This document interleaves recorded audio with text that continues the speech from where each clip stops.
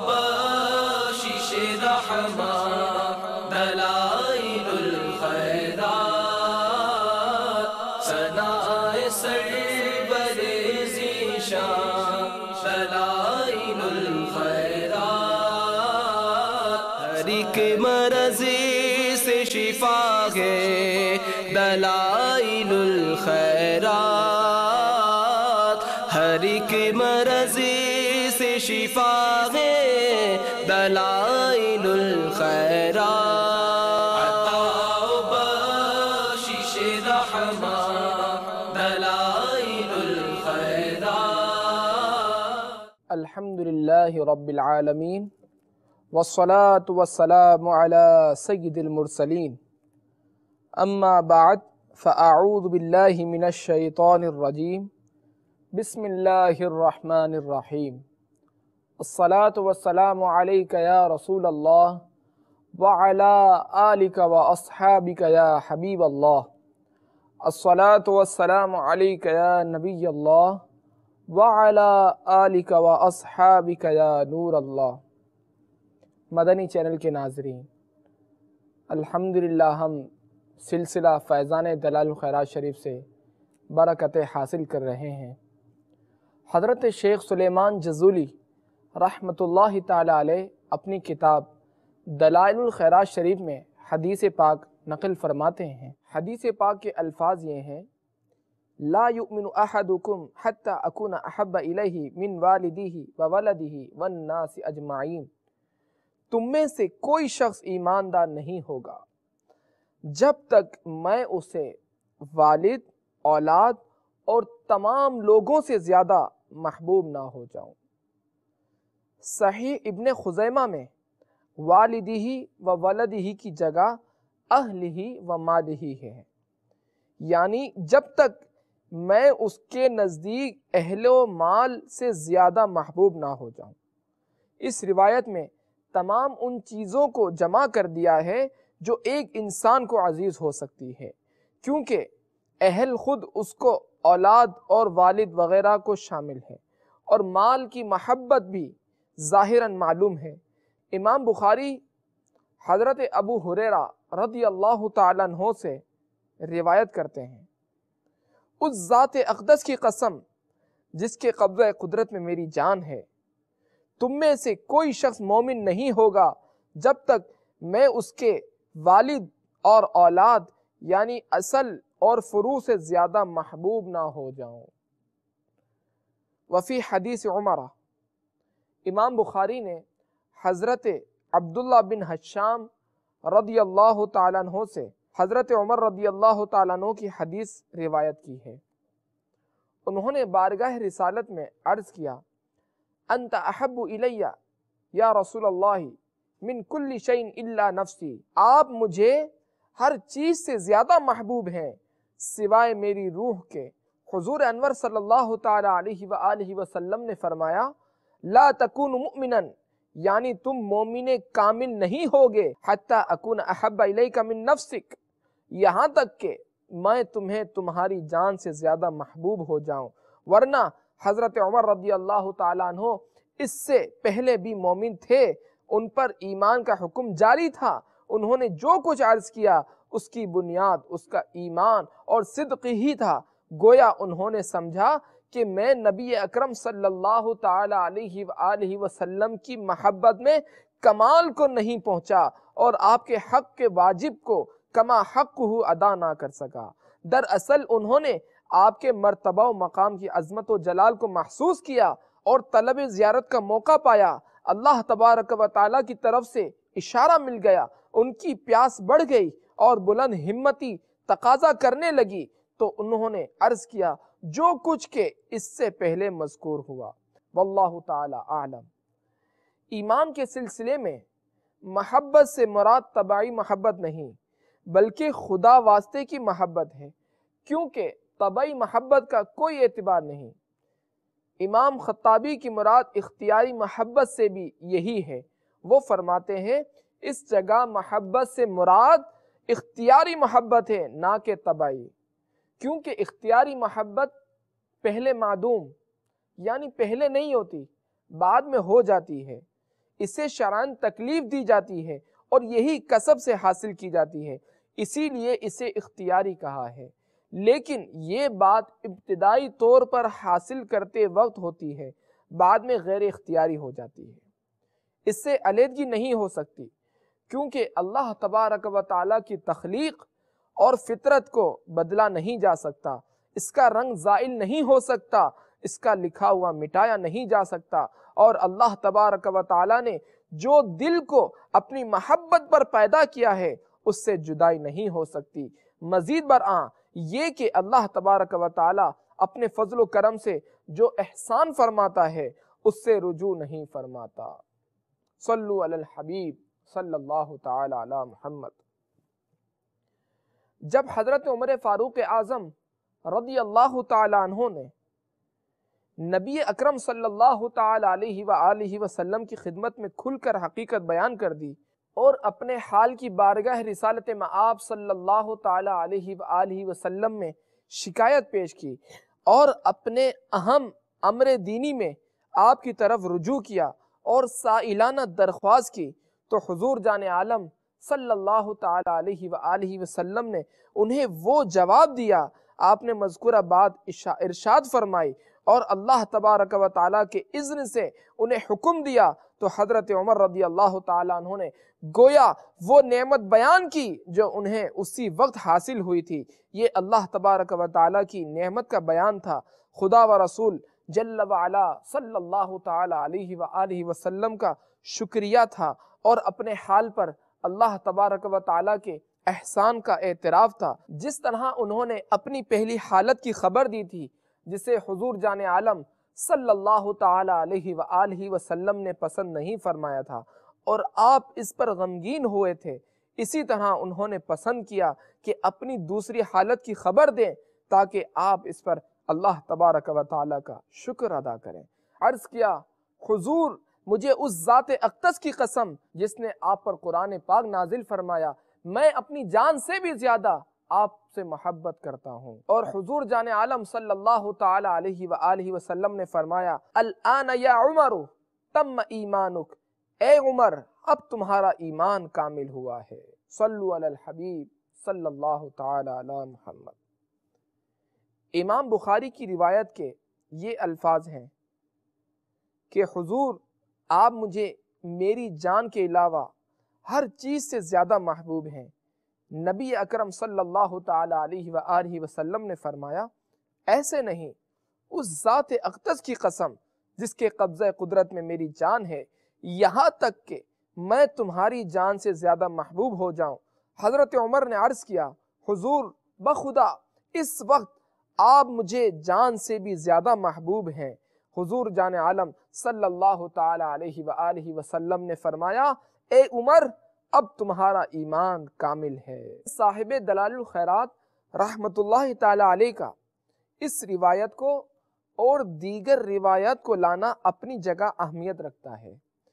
ان میں سے اکثر خدا و رسول جل وعلا صلی اللہ تعالی علیہ وآلہ وسلم کی محبت پر دلالت کرتی ہے، اور حضور جان عالم صلی اللہ تعالی علیہ وآلہ وسلم کی محبت کا تقاضا درود پاک کی کثرت ہے۔ صلو علی الحبیب صلی اللہ تعالی علی محمد۔ متی اکون مؤمنا، ایک روایت میں اس کی جگہ مؤمنا صادقا ہے، یعنی سچا مومن کب ہوگا؟